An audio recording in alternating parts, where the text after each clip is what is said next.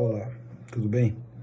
Bom, eu prometi tentar dirimir a controvérsia sobre a ação declaratória de constitucionalidade número 58, também a 59, e sobre o índice de correção aplicável ao crédito trabalhista, a celeuma que se arrasta aí mais ou menos desde meados de 2014, 2015, que trouxe um novo capítulo com a decisão liminar do ministro Gilmar Mendes, de 27 de junho, que, em tese, teria suspendido todos os julgamentos dos processos trabalhistas, ainda não transitados em julgado, obviamente, que tratassem da matéria do índice de correção monetária aplicável, CTR ou IPCA.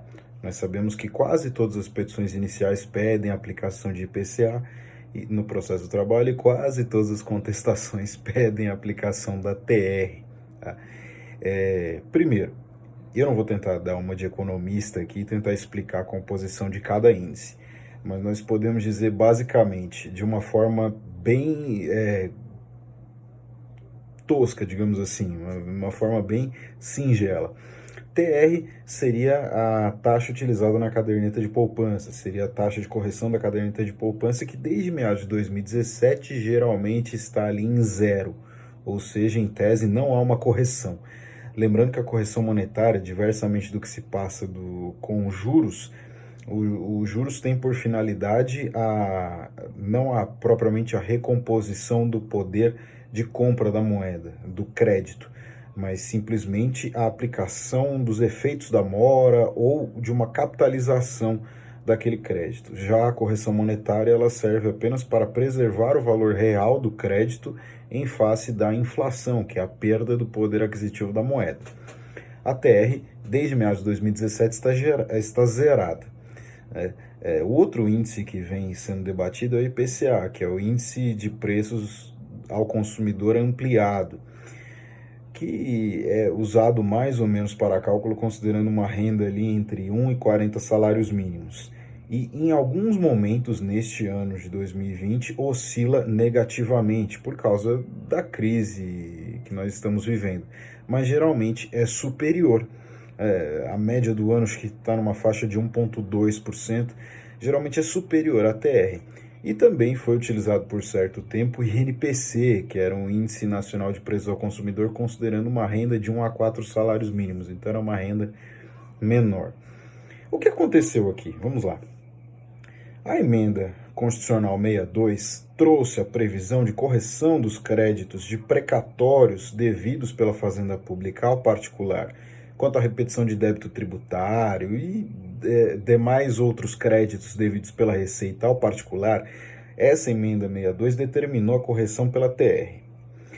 A matéria foi debatida em algumas ações diretas de inconstitucionalidade no Supremo Tribunal Federal, não só quanto a isso, mas quanto a várias questões da emenda 62. E nessas ADIs foi fixado o entendimento de que a TR não preserva o valor real do crédito, então viola o direito de propriedade na medida em que não corrige o crédito pelo valor da inflação. Então, para créditos devidos pela Fazenda Pública ao particular, o Supremo fixou o entendimento em várias ações diretas de inconstitucionalidade de que a TR seria inconstitucional.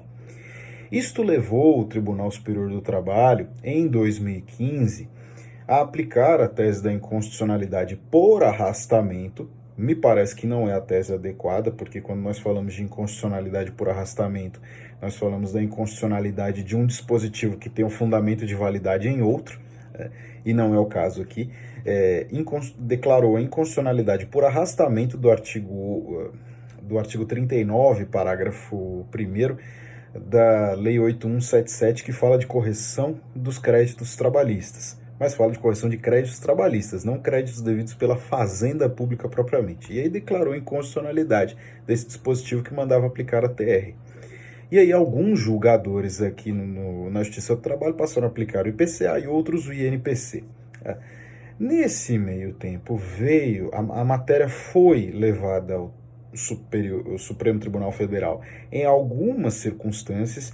A circunstância mais famosa se refere à reclamação 22012, com relatoria do ministro Dias Toffoli. em que no final de 2015 foi suspenso o julgamento, foi suspenso o acordo no TST que mandava aplicar o IPCA, e o que fez com que muitos julgadores aplicassem a TR. Tá? Só que apenas suspendeu o julgamento, por quê? Porque no entendimento do ministro Dias Toffoli naquela reclamação havia violação à coisa julgada, à deliberação do Supremo Tribunal Federal naquelas ADIs, porque aquelas ADIs tratavam apenas de crédito devido pela fazenda ao particular e não de crédito trabalhista. Mesmo assim, cassado o acordo do TST, vários juízes continuaram aplicando o IPCA por fazer o controle difuso de constitucionalidade do artigo 39, parágrafo 1º da Lei 8.177 de 91 e também do artigo, depois de 2017, do artigo 879, parágrafo 7º da CLT, com redação dada pela Lei da Reforma Trabalhista, a Lei 13.467. E aí veio a ADC 58, e na decisão de 27 de junho, o ministro Gilmar Mendes disse: bom, estão suspensos todos os julgamentos que tratam da constitucionalidade dos dispositivos que aplicam a TR, que seria o artigo 879, parágrafo 7º, e o artigo 899, parágrafo 4º, que fala da correção monetária do depósito recursal, depósito judicial para a garantia do recurso ordinário ou recurso de revista.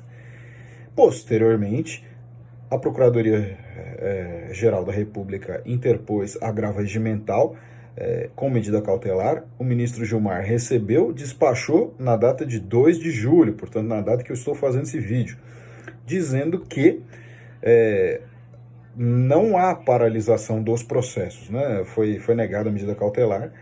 Não vou entrar nos fundamentos aqui do que seria aplicável, TR e IPCA no momento. E o ministro Gilmar Mendes apenas disse que não há paralisação dos julgamentos sobre a matéria ou dos atos executórios sobre a matéria. O que ele apenas ressalvou foi a necessidade de separação do que seria incontroverso e controverso. A redação, eu devo reconhecer que ficou um pouco confusa, mas eu vou tentar explicar considerando as palavras que ele deu em alguns trechos específicos. Vamos lá. Despacho 2 de julho. Palavras do ministro Gilmar Mendes: que a suspensão nacional determinada não impede o regular andamento de processos judiciais, tampouco a produção de atos de execução, adjudicação e transferência patrimonial no que diz respeito à parcela do valor das condenações que se afigurem controversa pela aplicação de qualquer dos dois índices de correção, entre TR e IPCA.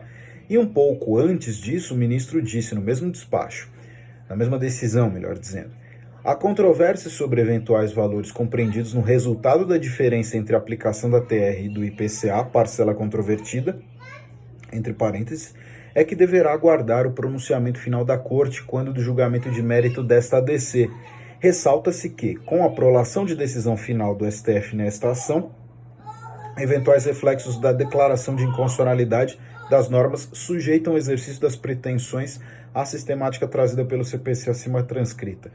O que se interpreta com isso? O que o ministro quer dizer é: não vamos paralisar os julgamentos, então as sentenças podem ser proferidas, e não vamos paralisar os atos executórios, mas o juiz não pode deliberar sobre a aplicação de um ou outro índice de correção. Ou seja, quando chegarmos na liquidação e na execução da sentença, terá que ser adotado o menor dos dois índices ali no momento, que geralmente é a TR, para a correção do crédito e execução do valor incontroverso. E quanto ao pedido de aplicação do IPCA, que em tese geraria diferenças, essas diferenças ficam sobrestadas para análise somente depois da decisão definitiva do Supremo Tribunal Federal.